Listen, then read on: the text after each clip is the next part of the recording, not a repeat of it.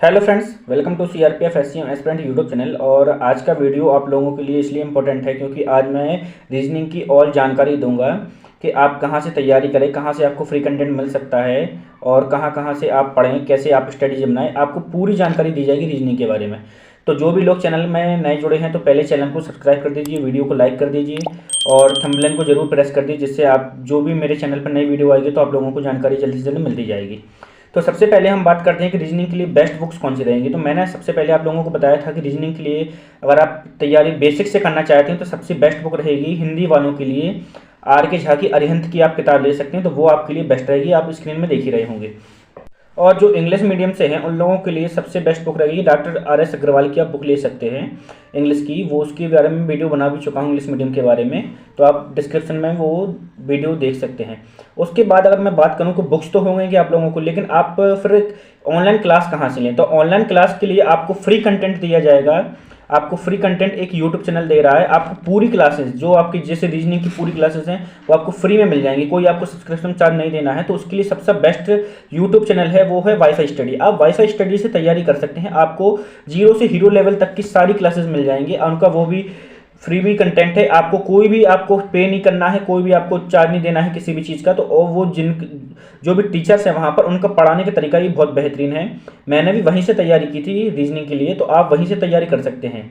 तो रीजनिंग के लिए एक तो वाईफाई स्टडी हो गया आपको बेस्ट कंटेंट देने के लिए, और दूसरा अगर आप ऐप देखेंगे तो वो एग्जाम्पल हो गया। आप एग्जाम्पल यूट्यूब चैनल से भी आप क्लासेस ले सकते हैं। वो उनका भी जो आप जैसे आप पे कुछ चैप्टर नहीं बनेंगे जैसे रीजनिंग के, जैसे आप नए बिगनर हैं, जैसे आपको कैलेंडर, रैंकिंग सिस्टम, उन सब चीज़ों में जैसे दिक्कत है, एनालॉजी में दिक्कत है, तो इसके लिए आप जैसे यूट्यूब चैनल पर डालेंगे कि वाईफाई स्टडी और रैंकिंग, या फिर रैंकिंग डालिए, कैलेंडर डालिए, क्लॉक डालिए, तो उसके बारे में डिस्क्रिप्शन में पूरी वीडियो आ जाएंगी आपको कि कितना क्या क्या कैसे कैसे एक क्लास से जितनी जहाँ तक आपका कंप्लीट सिलेबस ना हो जाए वहाँ तक का। तो इसके लिए आपको बेस्ट बुक्स यही रहेंगी, मेरे हिसाब से बेस्ट वीडियोस यही रहेंगी, आप यूट्यूब चैनल में देख सकते हैं। एक तो वाईफाई स्टडी, एक एग्जाम्पल।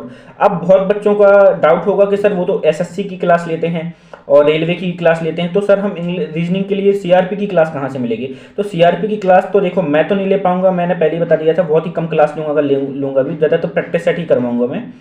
तो अगर आप ये मत सोच के चलिए कि रीजनिंग में एसएससी का नहीं, सीआरपीएफ हेड कांस्टेबल मिनिस्ट्रियल में ज़्यादातर रीजनिंग एसएससी की आएगी, जो एसएससी के प्रीवियस ईयर पेपर हो चुके हैं, जैसे एसएससी जीडी के 2021 के, जो सीएचएसएल के हैं, एमटीएस के, ये क्वेश्चन ही आप लगाइए। मैंने एसएससी जीडी, एसएससी सीएचएसएल और एसएससी एमटीएस के प्रीवियस ईयर के क्वेश्चंस जो भी हो चुके हैं, अभी जितने भी शिफ्ट में हुए हैं, वो पूरे के पूरे क्वेश्चन मैं टेलीग्राम चैनल में डाल चुका हूं, तो आप वहां पर जुड़ जाएगी तो आपको पूरे पेपर्स मिल जाएंगे। ठीक है, शिफ्ट के हिंदी मीडियम वालों को भी, इंग्लिश मीडियम वालों को भी।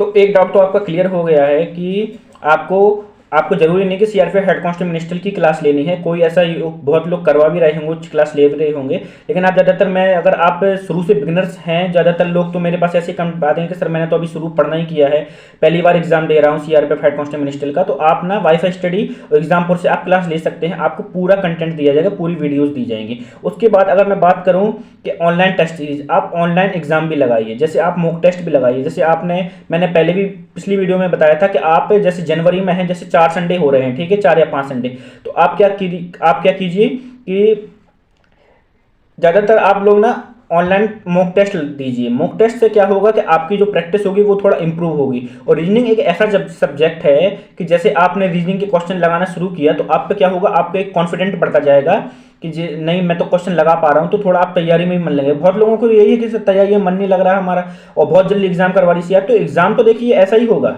ऐसे ज़्यादातर। तो दोस्तों सीआरपीएफ एग्जाम तो जल्दी करवाएगी क्योंकि उनको 8-10 महीने में भर्ती पूरी भी करना है। सीबीटी एग्जाम से लेकर ज्वाइनिंग तक का पूरा 8-10 महीने में उनको इसी साल पूरी भर्ती कंप्लीट करनी है सीआरपीएफ हेड कांस्टेबल मिनिस्ट्रियल की। और आप लोगों को मैंने बताया है कि ऑनलाइन मॉक टेस्ट लगाइए। आप ऑनलाइन मॉक टेस्ट आप टेक्स्ट बुक के भी ले सकते हैं और ग्रेड अप के भी ले सकते हैं। तो क्या रहेगा, जैसे आप ऑनलाइन मॉक टेस्ट लगाएंगे तो आपका ना जो इंप्रूवमेंट होगा वो आपको पता चलेगा कि आप जैसे क्वेश्चन लगाएं तो आप पे बन भी रहे कि नहीं बने। देखिए क्योंकि रीजनिंग एक ऐसा सब्जेक्ट है जिसमें ज़्यादातर लोग 18 मार्क्स या 19 मार्क्स तो आराम से लेके आ जाते हैं।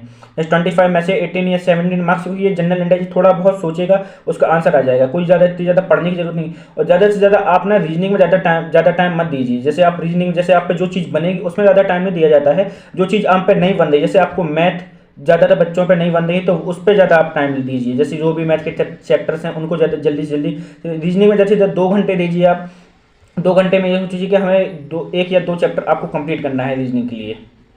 तो मैंने जैसे आप लोगों को बता दिया है कि रीजनिंग के लिए आप लोग ऑनलाइन टेस्ट, मॉक टेस्ट लगा सकते हैं, टेक्स्ट बुक और ग्रेडअप के, ठीक है। उसके पास ले लीजिए आप, तो आपको ज़्यादा दिक्कत नहीं पड़ेगी और ज़्यादा महंगे भी पास नहीं आते हैं। उसमें आप पूरे SSC, CHSL, SSC, MTS, GD के प्रीवियस ईयर के सारे क्वेश्चन देख सकते हैं और लगा सकते हैं, जिससे आपका और जो भी इंप्रूवमेंट हो वो थोड़ा आपका हाई हो जाएगा, ठीक है।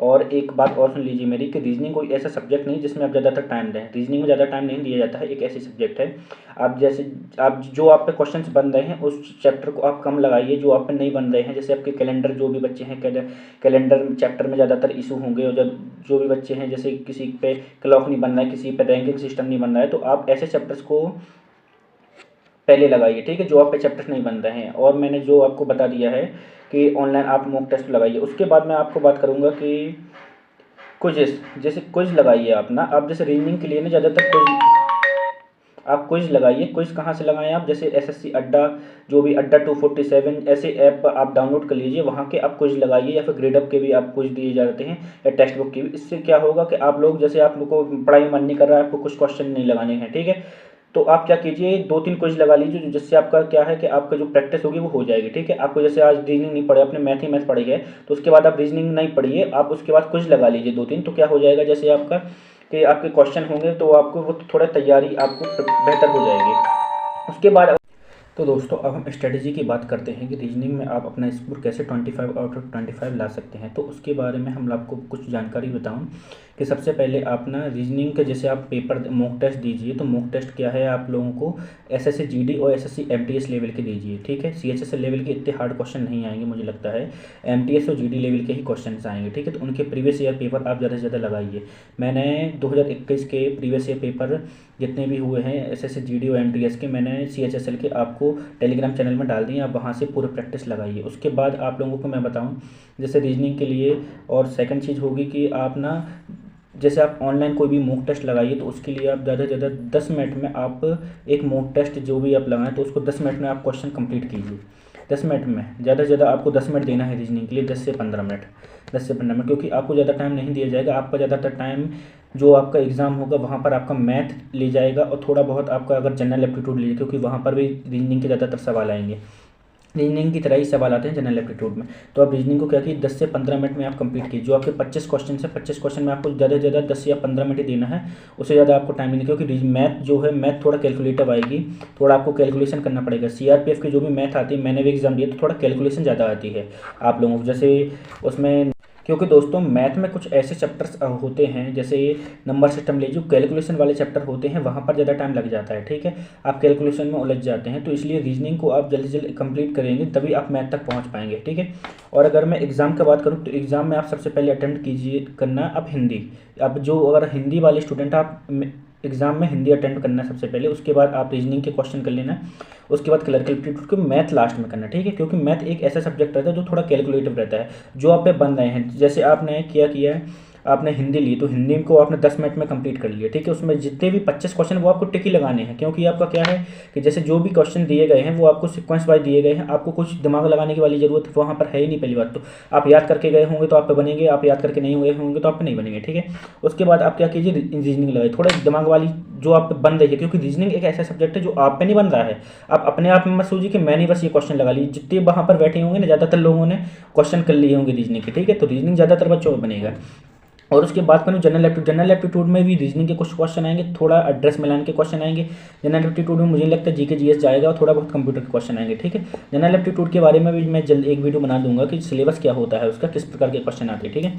तो आप उसके बाद जनरल एप्टीट्यूड अटेम्प्ट करना। उसके बाद फिर मैथ में क्या होगा, जैसे आपने ये 15 मिनट आपने रीजनिंग को दे दिए, और 15 मिनट आपने इसको दे दिए, क्लर्क एप्टीट्यूड को दे दिए, ठीक है। और 10 मिनट आपने किसको दे दिए, हिंदी को दे दी, तो 15 दूनी 30, 30 में 10 40, 40 मिनट तो आपके ये हो गए, ठीक है। 90 मिनट आपको मिलने हैं, तो 50 मिनट मतलब 1 घंटे से थोड़ा कम समय आप मैथ में दे सकते हैं, क्योंकि मैथ में ज़्यादातर आपको टाइम चाहिए। क्लरिकल एप्टीट्यूड मेरे हिसाब से जो जनरल एप्टीट्यूड आजकल बोला जाता है वो क्लरिकल एप्टीट्यूड ही है। क्लरिकल एप्टीट्यूड के इतने ज़्यादा हाई क्वेश्चन नहीं आते हैं, बहुत लो लेवल के क्वेश्चन आते हैं, है ना। तो रीजनिंग के बारे में आपको बता रहा हूँ इस वीडियो में कि रीजनिंग के लिए सबसे पहले आप लोगों को देखिए ऑनलाइन टेस्ट तो आप रोज़ एक दीजिए, रोज़ एक क्विज लगाइए। ज़्यादातर रीजनिंग में आप 2 या 3 घंटे अटेम्प्ट कीजिए क्वेश्चन, है ना। 2 या 3 घंटे आप पढ़िए, और जो भी आप पहले जो आप पे क्वेश्चन चैप्टर्स बन रहे हैं, ठीक है, जो भी बच्चे जैसे ऐसे हों जिन्हें Delhi police head constable ministry का एग्जाम दिया हो, या फिर BSF कोई भी आपने एग्जाम दिया, SSC GD लेवल के एग्जाम दिए, तो आप पे थोड़ा बहुत तो रीजनिंग बनती होगी, ठीक है। तो रीजनिंग के लिए क्या कीजिए, कम टाइम दीजिए, मैथ में ज़्यादातर आप टाइम लगाइए कि मुझे मैथ में ज़्यादा स्कोर करना है, क्योंकि मैथ एक ऐसा सब्जेक्ट है जिसमें थोड़ा बहुत आदमी वो हो जाता है कि कुछ क्वेश्चन ऐसे आ जाते हैं, क्योंकि ज़्यादातर TCS लेवल के क्वेश्चन ना आ जाए, मुझे लग रहा है, ठीक है। SSC CGL लेवल के, क्योंकि TCS ने अगर एग्जाम बनाया CRPF का थोड़ा हार्ड रह जाएगा, है ना। वैसे इतना हार्ड नहीं आता, अभी तक तो ऑफलाइन एग्जाम होता था, तो आप बात कीजिए अब तो अब ऑनलाइन एग्जाम हो रहा है, तो शायद से TCS ने बनाया CRPF का एग्ज़ाम, ठीक है। तो इसलिए आप लोग क्या कीजिए कि रीजनिंग में ज़्यादा से ज़्यादा टाइम मत दीजिए आप, है ना। जो आप पे चैप्टर्स नहीं बनते हैं, जैसे आप पे कैलेंडर नहीं बन रहा है, ठीक है, एनालॉजी नहीं बन रहा है, कोडिंग डिकोडिंग नहीं बन रहा, तो कोडिंग डिकोडिंग एक ऐसे चैप्टर हो गए जो आप पे नहीं बन रहे हैं, तो उनको पहले निपटा दीजिए, ठीक है। उनको निपटा के उनके हर चैप्टर के 40-40, 50-50 क्वेश्चन आप लगाइए, जिससे आपकी प्रैक्टिस और इम्प्रूव होगी, ठीक है। 50-50 क्या, मैं तो कह रहा 100-100 क्वेश्चन लगाइए। और जैसे आपने आज रीजनिंग के 2 चैप्टर निपटा दिए, ठीक है, जैसे आपने एक ही निपटाया, तो उसका क्या कीजिए कि आप जाइए और क्विज दे दीजिए, ठीक है। आपको ग्रेड अप या टेक्स्ट बुक पे आपने क्विज दे दिया, तो आपको क्या हो जाएगा, आपको थोड़ी मतलब आपकी प्रैक्टिस हो जाएगी कि जैसे मैंने 10 नंबर का एक क्विज दिया, तो 10 में से अगर आपके 8 नंबर आए, तो मतलब आप सोच लीजिए आपकी तैयारी सही होगी, ठीक है। वो आपको चैप्टर पढ़ना नहीं है, उसके बाद सेकंड चैप्टर की आप तैयारी कीजिए। तो रोज 2 या 3 घंटे आप रीजनिंग को दीजिए, ज़्यादा टाइम नहीं, ज़्यादातर मैथ को टाइम दीजिए, और हिंदी भी आप लोग लर्न कीजिए। हिंदी में भी ज़्यादातर मैं हिंदी पर भी एक वीडियो बना दूंगा थोड़ी दिन बाद। जैसे अब हम बात करते हैं कि किस चैप्टर से कितने कितने क्वेश्चन आएंगे रीजनिंग में, ठीक है। तो वो मैं आप लोगों को बता देता हूँ कि कौन कौन से चैप्टर से कितने कितने क्वेश्चन हैं, किस में आपको ज़्यादा तैयारी करनी है, किस में आपको कम तैयारी करनी है, ठीक है। सबसे पहले हम बात करते हैं कोडिंग डिकोडिंग। कोडिंग डिकोडिंग से आपके 2 मार्क्स के ही क्वेश्चन आएंगे, ठीक है। कोडिंग डिकोडिंग से 2 नंबर आएंगे, 2 क्वेश्चन आएंगे, और सीरीज श्रृंखला से आपके 2 क्वेश्चन आएंगे, ठीक है। एनालॉजी से आपके 2 क्वेश्चन आएंगे, एनालॉजी से आपके 2 क्वेश्चन आएंगे, और logical arrangement of word, logical arrangement जो वर्ड्स का होता है उसमें आपके 2 क्वेश्चन आएंगे, ठीक है। ब्लड रिलेशन से भी आपके कुछ क्वेश्चन आएंगे, 2 क्वेश्चन आपके ब्लड रिलेशन से आएंगे, है ना। डायरेक्शन एंड डिस्टेंस, दिशा और दूरी से आपका 1 क्वेश्चन ही आएगा, 1 या 2 के समथिंग पूछा जाएगा, मुझे लगता है एक ही आएगा क्वेश्चन, ठीक है। और कैलेंडर से आपका एक क्वेश्चन नहीं आएगा, ज़्यादा क्वेश्चन नहीं आते कैलेंडर से, मेरे एग्जाम में तो एक ही क्वेश्चन आया था, तो एक ही क्वेश्चन आएंगे, ठीक है। उसके बाद 2 क्वेश्चन आए थे मेरे एग्जाम में, क्योंकि मेरा तो 200 नंबर का एग्जाम हुआ था, तो इस तरह मुझे लग रहा है एक ही क्वेश्चन देंगे वो लोग, ठीक है। डाइस के भी 2 क्वेश्चन आ सकते हैं, डाइस के 2 क्वेश्चन आपको देखने रखे मिलेंगे आपको जो पेपर होगा। सिलोजिज्म में न्याय संगत के भी 2 क्वेश्चन आएंगे। कुछ ऐसा पूछा जाएगा कि कुछ वस्तुएं किताबें हैं, कुछ किताबें टेबल हैं, तो ऐसे कुछ प्रकार के क्वेश्चन आएंगे जिनमें आपको थोड़ा डायग्राम बनाकर आपको थोड़ा कैलकुलेशन लगा के आपको वो न्याय संगत आपको बताना पड़ेगा, ठीक है। तो उसमें भी 2 क्वेश्चन आएंगे, ठीक है। आप स्टेटमेंट एंड कैलकुलेशन, कथन और निष्कर्ष से भी आपके 2 क्वेश्चन आएंगे, ठीक है। उसके बाद हम बात करते हैं मिरर एंड वाटर इमेज, दर्पण और जल प्रतिबिंब से आपका 1 क्वेश्चन आएगा, ठीक है। उसके बाद paper folding and cutting, paper folding and cutting से आपका एक ही क्वेश्चन आएगा, ज़्यादा क्वेश्चन नहीं आएंगे। और counting figure and figure size series से आपके 2 क्वेश्चन आएंगे। रैंकिंग टेस्ट, क्रम व्यवस्था से आपके 1 क्वेश्चन आएगा, ठीक है। ज़्यादा क्वेश्चन नहीं आते क्रम पर, लेकिन क्रम व्यवस्था आप लोग लगा के जाना ज़्यादातर, क्योंकि वही क्वेश्चन घुमा देते हैं, ठीक है। थोड़ा बहुत अगर उन्होंने लेवल हाई कर दिया ना, तो आप पे फिर नहीं बनने वाला, तो इसलिए आप ना रैंकिंग टेस्ट आप ज़्यादातर क्रम व्यवस्था आप लगा के जाइए। उसके बाद क्लासिफिकेशन एंड मिसिंग नंबर, वर्गीकरण एवं लुप्त संख्या, तो वो उससे 3 क्वेश्चन आएंगे, ठीक है। जो आपको कोई का संख्या छुपा ली जाएगी या कोई भी ठीक है, तो वो आपके क्वेश्चन 3 नंबर के आएंगे। तो ज़्यादातर मुझे लग रहा है कि ये आपको 25 नंबर के आपके क्वेश्चन हो गए हैं कि इतने ही क्वेश्चन आएंगे हर चैप्टर से, मैं आपको बता चुका हूँ। तो आप रीजनिंग में ये ज़्यादा से ज़्यादा स्कोर कर सकते हैं, है ना। और आप जितने भी आपके चैप्टर नहीं बनते हैं, जैसे आपने कह दिया कि मुझे कोडिंग डिकोडिंग में थोड़ा कुछ पेपर में दिक्कत आती है, सिलोजिज्म में आपको दिक्कत आएगी, और मिरर एंड वाटर इमेज में भी आपको दिक्कत आएगी, क्लासिफिकेशन रैंकिंग टेस्ट में क्रम व्यवस्था में आपको दिक्कत आएगी, तो आप लोग क्या कर सकते हैं कि ऐसे के लिए इन चैप्टर्स के मॉक टेस्ट भी लगाइए, जिससे आपको थोड़ा दिक्कत आएगी और दिक्कत कम हो जाएगी, ठीक है। और उसके बाद मैं बात करूँ कि मैंने आपको बता दिया वाईफाई स्टडी से आप ज़्यादा से ज़्यादा तैयारी कर सकते हैं। वाईफाई तो दोस्तों, अगर मेरी जानकारी रीजनिंग की जो मैंने स्ट्रेटेजी बताई अगर वो आपको थोड़ा अच्छी लगी हो तो आप वीडियो को लाइक ज़रूर कर देना, चैनल को सब्सक्राइब कर देना अगर आप नए चैनल पर नए आए हों तो। और ज़्यादा से ज़्यादा जो भी लोग सीआरपीएफ हेड कांस्टेबल मिनिस्ट्री की तैयारी कर रहे हैं उनको ये वीडियो शेयर कर देना, ठीक है।